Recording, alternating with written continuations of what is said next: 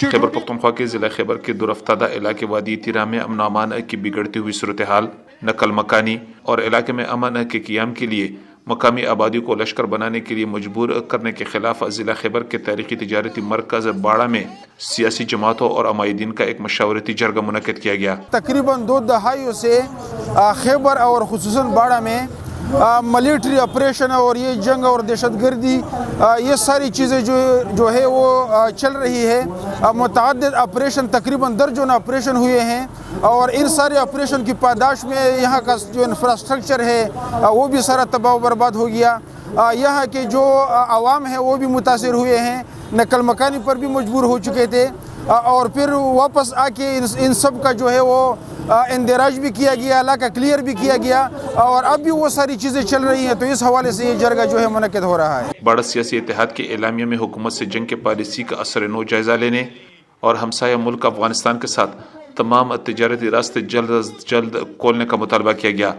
اعلامیہ میں مسلح لشکر بنانے کے اقدام کو یکسر مسترد کیا گیا اور کہا گیا کہ مقامی آبادی کسی صورت دوبارہ نقل مکانی کے لیے تیار نہیں۔ ہمارا یہاں امن و امان کا ایک بہت بڑا مسئلہ تیرا میں بنا ہوا ہے۔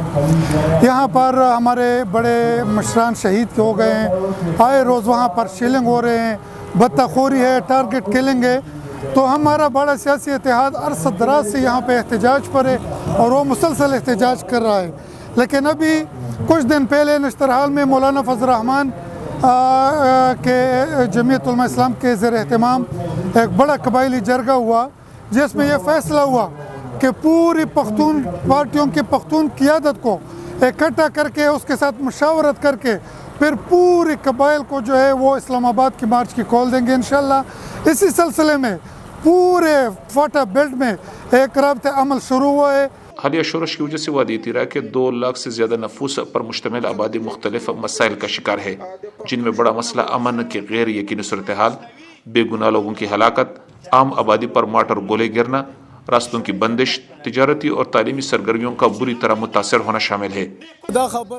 یہ بات ریاستی اداروں کے ساتھ واضح طور پر کہی گئی تھی کہ مقامی لوگ نہ تو نقل مکانی کریں گے اور نہ ہی امن لشکر بنائیں گے، لیکن اس کے باوجود پہاڑوں کے دامن میں رہائش پذیر لوگوں کو کہا گیا کہ یا تو وہ نقل مکانی کریں یا پھر لشکر بنائیں۔ 6,52,000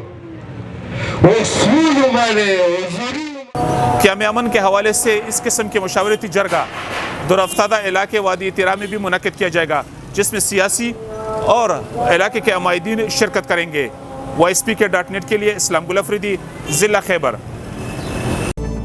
آپ کی خبر، آپ کی آواز، voicepk.net۔